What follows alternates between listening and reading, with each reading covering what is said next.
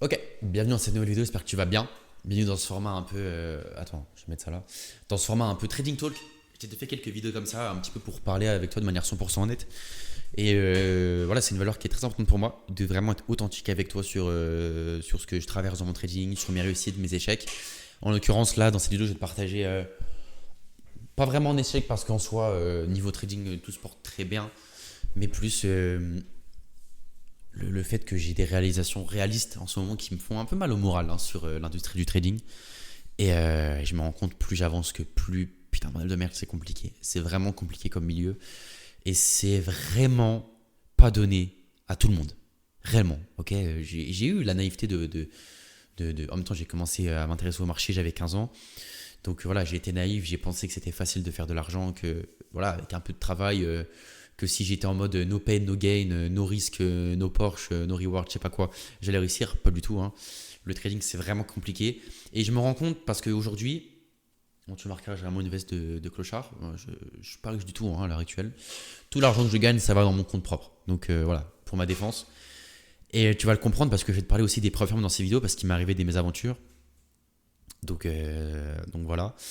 Mais ouais, ce que je te disais avant, c'est que j'ai eu enfin, je pensais réellement avant que pour moi, le trading, ça se passerait en deux phases. La première, c'est que j'allais devenir rentable. Donc là, la mission est réussie, je pense, quand même à 95%. 2024 était une année positive pour moi. 2025 est une année positive à l'heure actuelle. Donc je ne vais pas parler trop vite. Mais bon, je connais ma stratégie. Il y a peu de chances que je finisse 2025 en négatif. Mais je ne vais pas parler trop vite quand même. On fera un point en fin 2025. Je te ferai une vidéo pareil dans ce format-là pour un peu te faire un récap de mon année en trading tout simplement. Mais là n'est pas le sujet. Je me disais tout simplement, ouais, quand tu auras cette rentabilité, que tu feras des performances régulières et que régulièrement tu feras des mois positifs. J'ai eu 3 mois cette année. Dans cette année, j'ai eu 3 mois négatifs, ouais. Tu vois, comme quoi tu n'as pas besoin d'être tous les mois positifs pour être rentable. Ça, c'est un truc que beaucoup te mentent sur les réseaux. Ils te font croire qu'il te faut tous les mois pour être positif. Tu peux vraiment, sur une année. Putain, j'ai 10%. Excuse-moi, mon téléphone m'a fait une notif comme quoi j'avais plus que 20% de batterie, donc ça a coupé. Euh, j'ai oublié ce que je disais. Fondamentalement, j'ai totalement oublié ce que je disais. Ouais, je te disais qu'en gros, selon moi, dans ma tête, en trading, il allait avoir deux phases. La phase où j'allais devenir rentable en trading, donc chose qui est plus ou moins accomplie, même si je sais que j'ai encore voilà, des choses à peaufiner, à continuer simplement à récolter la donnée sur ma stratégie pour pouvoir l'optimiser sur certains détails, optimiser mes entrées, optimiser encore ma compréhension peut-être du fondamental. Et des fois peut-être aussi le fait que je me rends compte, mais j'over fonda dans le sens où des fois je cherche trop à aller dans les détails alors que ça sert à rien en fait, juste le marché, faut pas chercher non plus à anticiper. Ça c'est un truc, en fait, quand tu fais le fondamental c'est super parce que c'est vraiment un avantage sur le marché. Et ça te permet de prendre des positions vraiment magnifiques, surtout quand tu traites dans swing trading, ok, et d'avoir une clarté sur les mouvements qui est vraiment folle. Mais par contre, ça peut aussi t'emmener juste à trop réfléchir, à accumuler trop d'infos, aller sur trop de sites et chercher carrément à anticiper des mouvements au point que juste tu prends des trades sans trop de confirmation technique et tu tombes un peu la race du technique et c'est vraiment pas ce qu'il faut faire. Et je me suis perdu un peu dans ça durant cette année, notamment durant l'épisode tarif. Franchement, on veut pas si je m'éparpille dans ces vidéos, le but, c'est vraiment trading talk. C'est aussi un message à moi-même que je me fais pour plus tard quand je voudrais regarder un petit peu par quoi je suis passé tout simplement pour en arriver là où je serai plus tard. Et aussi parce que je pense que beaucoup se reconnaîtront ce que je veux dire. Mais pendant l'épisode tarif, tu vois, il y a eu une grosse hausse de l'euro et fondamentalement, la zone euro, elle avait pas grand-chose pour elle. Et du coup, moi, pendant toute l'épisode tarif, avec mon analyse fondamentale, je me suis obstiné à vouloir vendre de l'euro, ce qui a fait que je me suis fait un peu allumer. Donc mon money management m'a sauvé. C'est ça qui fait qu'aujourd'hui, je suis quand même en positif sur cette année. Mais j'ai fait cette erreur-là parce qu'en fait, j'ai juste vraiment omis le technique, omis les grandes tendances et omis le fait que si les banques achètent de l'euro, j'ai beau le vendre, voilà, il ne se passera rien, tu vois. Et j'ai fait cette bêtise de vouloir anticiper à tout prix le moment parce que effectivement, mon idée était bonne, hein. La zone euro n'a pas grand-chose pour elle, surtout durant la période tarif. Sauf que face à ce qui se passait, en fait, face à la chute brutale du dollar, de par toutes les inquiétudes qu'on avait à ce moment-là, l'euro, seconde économie mondiale, les investisseurs vont se retrancher dessus. Et là, à ce moment-là, c'est juste une question de compréhension du comportement des marchés.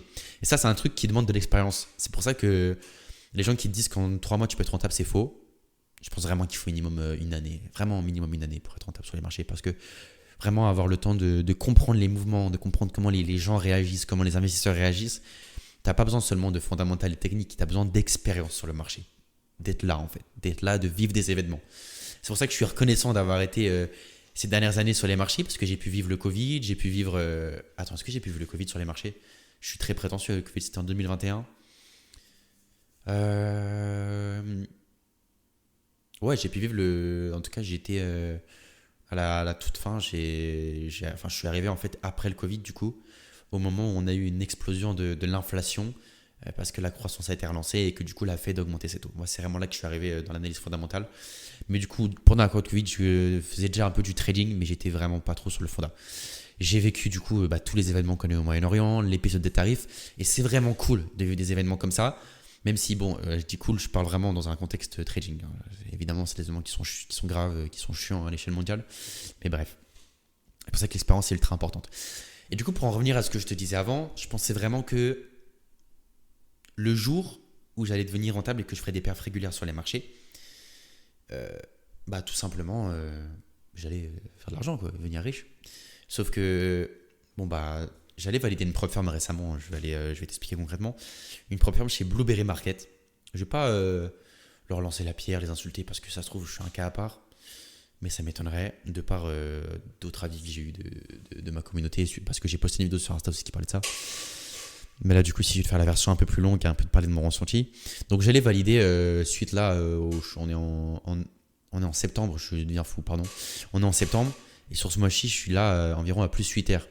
Même plus que 8 R de profit. Donc, c'est un très bon mois par rapport à mes performances habituelles. Ça représente un peu, sur ma médiane, une bonne performance, quoi, globalement. Bref. Et du coup, donc, j'allais valider un challenge 100K chez Blueberry. Donc, les 10%. Au moment où, juste avant de valider, mon compte a sauté un week-end. Donc, à un moment où les marchés sont fermés, je reçois ce mail-là. Je me dis, c'est pas possible. Pour une question de daily dronata. Donc au début, franchement, j'ai pas mis la perf sur la propre firme. Je me suis dit, c'est de ma faute. J'ai juste fait une connerie, je vais étudier le truc. Sauf qu'en fait, au maximum, j'ai atteint 1,7%. Donc voilà, j'ai étudié tout ça. J'ai regardé par rapport au max que je suis monté en profil à temps, au max que je suis descendu. En fait, par rapport au max de mon compte que j'ai atteint, le max que j'ai descendu, c'était 1,7%. Du coup, j'ai contacté le support, j'ai envoyé des messages de partout, j'ai envoyé des preuves, j'ai eu aucune réponse. Mes tickets se sont fait fermer. Et c'est là que j'ai compris que bordel, lever de capital, c'est pas non plus extrêmement facile. Après, j'ai fait une erreur, c'est que je me suis orienté vers une propre firme qui était là seulement depuis 1 an. Ce qui m'a convaincu chez eux, c'est qu'ils étaient un peu backés par un broker qui est Blueberry en fait. Un broker pour le coup en qui j'ai confiance qui est régulé en Australie. Et il me semble que la propre firme n'est pas du tout régulée en Australie, elle pour le coup. Elle est régulée un peu au tiers-monde. Donc je pense qu'en fait, ils utilisent ça juste comme argument, mais qu'au fond, c'est pas forcément géré pareil. En tout cas, c'est pas forcément autant legit. Mais du coup, voilà, c'est une erreur que j'ai fait. Après, je pense vraiment qu'aujourd'hui, les vraies propres firmes qui existent, ça va être FTMO. Donc bref, et donc mon erreur, elle a été de choisir un peu une propre firme no-name. Aujourd'hui, moi, les propres firmes que je te recommande après recherche et examen, et après avoir discuté avec des traders qui sont rentables et qui font des payouts, ça va être, donc FTMO, The 5%, The 5% Trader, je sais pas comment ça se prononce, leur nom il est bizarre, Top Step et Audacity Capital, qui est beaucoup moins connu, mais qui pourtant est là depuis 2013, il me semble. Donc propre firme dinosaure qui est là depuis avant FTMO. Et donc maintenant, je vais uniquement scaler mes fonds sous gestion via eux. Du coup, pour te parler un peu de mon plan sur la suite, parce que c'est vrai qu'en fait, moi, tu le sais, j'avais une série sur Instagram, si tu ne le sais pas, qui consistait à lever simplement 100K en trading. Donc en vrai, c'est pas spécialement un truc de ouf. Voilà, quand tu as une stratégie qui est rentable et que juste un bon money management, ça se fait. Ça peut prendre du temps, mais ça se fait bien. Et donc voilà, je me suis rendu compte que après quand même un bon moment que voilà, je travaillais sur cette propre firme là, je me suis fait sortir au dernier moment en me faisant niquer parce que la firme était finalement pas fiable. Why not? Mais aussi ce que je me suis rendu compte, c'est qu'en fait les propres firmes c'est bien, mais c'est pas un gage de stabilité du tout. Et du coup là en fait mon vrai objectif c'est pas propre firme, c'est pas 100K de propre firme, mais c'est vraiment 100K de capital propre. Et je pense que voilà, mon challenge sur Insta, je vais juste le réorienter en jour 87 pour avoir 100 000 euros de capital propre. Parce que mon plan il est simple à l'actuel, c'est tout payout, tout argent que j'encaisse de ma vie, quel qu'il soit, il est redirigé vers mon fonds propre. Ouais, mon capital propre, tout simplement. Et puis voilà. Pourquoi je te parle de ça? Parce que je vois beaucoup de traders qui malheureusement, et c'est ce que j'ai pensé, qui se disent quand j'aurai mon 100K financé, la vie sera différente. Et c'est vrai, c'est une très belle étape. Ça montre de 1 que tu es rentable. Bon, sauf si tu as passé la challenge avec des trades fait que 5% de risque et du coup que tu as eu de l'achat juste en faisant un bon trade, mais que bref, et que tu as échoué 12 tu l'as mis avant. Mais si tu as fait les choses correctement comme j'ai pu le faire, ça veut dire déjà que tu es rentable, donc félicitations à toi. Ça veut dire aussi que tu pourras faire des beaux payouts, mais à ce moment-là, tu auras deux choix. Soit prendre des payouts et upgrade un peu ta life et ça y est, je suis trader, je vis bien. Ou soit juste prendre conscience que tu as juste des payouts de propre firme, qu'elles sont contre toi, qu'elles, te faire des paiements comme ça, c'est littéralement leur perte. Hein, c'est littéralement, ils ont leur chiffre d'affaires. Et ce qui différencie leur chiffre d'affaires de leurs bénéfices, bah, c'est les traders qui payent. Donc eux, ça les fait chier de te payer. Évidemment, tu ne prends pas des ordres sur le marché ouvert. Donc voilà, enfin sur le vrai marché tout simplement. Parce que 90% des traders sont perdants. Donc pourquoi ferait-il ça? Ce serait bête pour eux. Et donc en fait, le choix qu'il faut faire, c'est un choix qui est dur, mais c'est juste rien dépenser. Vivre comme un rat. Et même si demain, je fais 20 000 euros un mois en propre firme, tout va aller de côté, mec. Tout va aller dans un fonds propre. T'as pas un euro qui sera claqué dans une connerie. Vraiment pas un euro. Parce que je pense que quand tu commences à faire de l'argent en trading, tu peux pas te permettre, enfin via les propres firmes, tu peux pas te permettre juste d'upgrader ton mode de vie et de te mettre à faire je sais pas quoi. Parce que les propres firmes sont instables. On a vu il y a quelques années MyForex Funds qui était la propre firme top de dernière FTMO qui a fermé du jour au lendemain parce qu'ils abusaient sur leur spread, parce qu'ils faisaient exprès de SL des clients pour pas qu'ils aient des payouts, etc., etc. Donc c'est pas fiable en fait. C'est pas fiable. J'ai pas confiance en FTMO, j'ai pas confiance en les grandes propres firmes. Je sais juste qu'en termes de proba, il y a de fortes probas que si je passe le challenge chez eux, j'ai effectivement des payouts. Mais je sais que si je scale trop et que je vais trop faire des trop gros payouts, ils trouveront à un moment donné un moyen de me dégager parce que je représente simplement une perte pour eux. Et évidemment, FTMO, quand tu fais des payouts voilà, entre 5 et 10K par mois, pour eux, tu es une petite miette. Mais quand tu veux vraiment scaler, je pense que tu es un frein pour eux, réellement. Donc voilà, c'est pour ça que je te dis à tout prix de te monter un capital propre. Et pour ça aussi que si demain on me dit est-ce que tu préfères avoir 1 million en propre firme ou 100K en fonds propres, mais 100K en fonds propres tous les jours, même 50K en fonds propres tous les jours. Tu vois ce que je veux dire? Parce que la valeur est beaucoup plus importante, parce que t'as pas des règles bizarres, on va pas te dire tu fais du copy trading, t'as un VPN, tu fais tu trades pendant les news alors tu trades pas pendant les news, t'as atteint cette limite alors tu l'as pas atteint du tout, c'est juste que tu fais de la merde, les spreads t'ont sorti alors que c'est juste eux qui te rajoutent des spreads de merde. Donc voilà, je vais te parler de ça dans cette vidéo. Et sinon, que te dire d'autre? Ça avance, hein. Franchement ça avance. Je sens réellement que dans mon trading que j'avance bien, que je commence vraiment à me simplifier la vie, à arrêter de me prendre la tête sur des trucs qui juste qui me faisaient perdre littéralement de l'argent et qui me faisaient ne pas être rentable certains mois. Dans le sens où faire de l'overfonda par exemple, c'est un truc que j'arrête de faire. Je me concentre vraiment sur ce qui drive le marché et juste quelle est la narrative. Je comprends cette narrative, je comprends quelles sont les news qui vont impacter cette narrative et je trade dans ce sens-là. C'est notamment le trade que j'ai pris là sur USD-JPY et Euro-Dollar, trade qui est pour l'instant en profit et qui sûrement que la semaine prochaine me fera valider ma propre firme ou non. Si je me fais SL, c'est pas grave parce que mon risque est bien géré et donc ça sera vraiment pas la fin du monde. Mais voilà, de mon côté, ça avance bien et je sens que je me rapproche du but petit à petit. Et aussi, c'est fou à quel point plus je me rapproche du but, plus je me rends compte de la difficulté de ce milieu, de à quel point c'est pas fait pour tout le monde, et à quel point aussi développer une source de revenus à côté de ton trading, c'est génial. C'est génial parce que t'as moins la pression de l'argent, et t'as moins aussi ce truc de juste de la pression de l'argent, parce que le trading c'est instable. Et tous les business aujourd'hui sont instables dans le sens où dans l'entrepreneuriat, tu feras jamais le même chiffre d'affaires, le même bénéfice tous les mois. Mais en trading, la différence c'est que tu peux vraiment faire des variations qui sont immense. Et si un mois tu fais pas d'argent, comment tu payes ton loyer? Tu vois, donc évidemment, si t'es pas bête, tu as de l'argent de côté, tu as un matelas de sécurité, tu as des invests qui tournent, tu as des revenus passifs, ok. Mais quand tu débutes, t'as pas le cash derrière pour faire tout ça. Pour ça qu'également, je pense que en trading, un edge que tu peux faire si jamais tu en as la possibilité, c'est développer une source de revenus à côté. Moi, c'est sur quoi je travaille, notamment en faisant des vidéos. Je vais être vraiment transparent avec toi.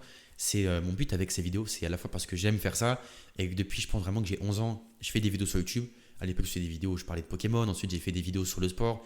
J'ai fait des vidéos sur les jeux vidéo, comme je me prenais pour Michou, tu vois. Mais aujourd'hui, si je fais ça, c'est de un parce que j'adore partager du contenu sur les réseaux, j'adore aider les gens. Et aussi parce que je sais très bien que c'est monétisable et qu'aujourd'hui, créer une audience, surtout dans des milieux spécifiques qui est le trading, c'est la même chose à faire. J'ai des compétences qui sont solides, j'ai travaillé dur pour avoir ces compétences-là. J'ai dépensé littéralement des milliers d'euros pour me former et vraiment juste être bon aujourd'hui dans ce que je fais et comprendre des choses que beaucoup de personnes ne comprennent pas. Donc pourquoi est-ce que je monétiserais pas ça? Et tu vois ce que je te dis là, il y a beaucoup de traders qui se gardent de te le dire, beaucoup surtout de youtubeurs trading qui ne te le disent pas, parce que contrairement à moi, eux leur priorité c'est pas forcément d'être traders, ils en ont rien à foutre, c'est juste de faire de l'argent. Moi mon but réellement c'est de faire des sommes astronomiques en trading. Encore une fois, avec toi, je suis très honnête, même si le trading me passionne, je suis là pour faire du cash, tu vois, je suis là pour faire rentrer du cash tous les mois et c'est ça aussi qui m'anime. Donc voilà. Vidéo très transparente parce que je trouve que les réseaux manquent vraiment de transparence. Même aujourd'hui, les gros influenceurs trading qui sont bons en trading, je trouve qu'il manque aussi de transparence dans la manière dont ils marketent leur formation, dont ils marketent leur accompagnement, dont ils te font leur truc et ça me fait chier. Donc voilà, je voulais te parler de ça avec toi. Euh, Parce que c'est cool de faire des vidéos où je te dis voilà, j'ai fait 3 900 € sur cette propre firme grâce à ce trade. Mais parlons réel, parlons de où j'en suis dans ma life, j'en suis ici. Je passe juste mes journées sur mon bureau à travailler sur mon trading, à travailler sur mon business, à travailler sur ma création de contenu. Euh, donc ouais, je te ferai un point régulièrement de où j'en suis. Là, je voulais te parler un peu des galères que j'ai eues en propre firme et de ça. Du coup, là, je vais passer vraiment dans un mode de scaling agressif de propre firme. Simplement parce que c'est comme ça que je vais avancer et que j'ai l'âge pour prendre des risques, tout simplement. Donc, euh, donc voilà, j'essaye de te faire un point. Là, on est quand? On est le 10, on est le 11 septembre. Je te fais un point en octobre un peu, fin octobre, pour te dire un petit peu comment j'ai avancé et si le plan se déroule bien. Et puis voilà, sur ce, passe une très bonne journée, mec. Et puis n'hésite pas à me partager un peu où t'en es toi niveau dans ton trading, à m'envoyer un petit message sur Insta si tu veux discuter avec moi, ça sera vraiment avec grand plaisir. Et puis voilà, ça me fait vraiment plaisir de te faire des vidéos comme ça qui sont hors trading. Et petit message aussi au Thomas du futur qui se fera un grand plaisir de regarder ces vidéos plus tard quand il aura fait beaucoup d'argent en trading et qui se sera vraiment encore plus développé.